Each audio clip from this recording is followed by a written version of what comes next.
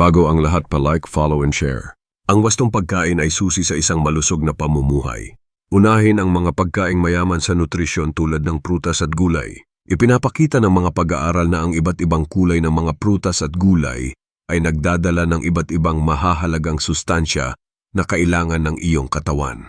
Sa makatuwid, huwag matakot mag-eksperimento sa iyong plato upang makuha ang lahat ng benepisyo mula sa kalikasan. Hindi lamang mahalaga kung ano ang kinakain, kundi pati na rin ang bilang ng iyong kinakain. Maginhawa sa isip na ang mga bahagi ay may malaking impluwensya sa iyong kalusugan.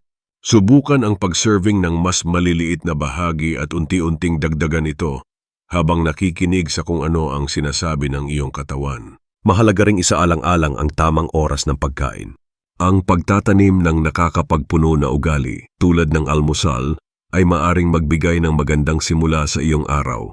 Isang mahalagang bahagi ng wastong pagkain ay ang pag-inom ng sapat na tubig. Ang paglaban sa pagkauhaw ay isa sa mga hakbang upang mapanatili ang tamang balanse ng likido sa katawan. Dagdagan ang iyong inumin ng tubig sa bawat pagkain at iwasan ang labis na pag-inom ng matatamis na inumin.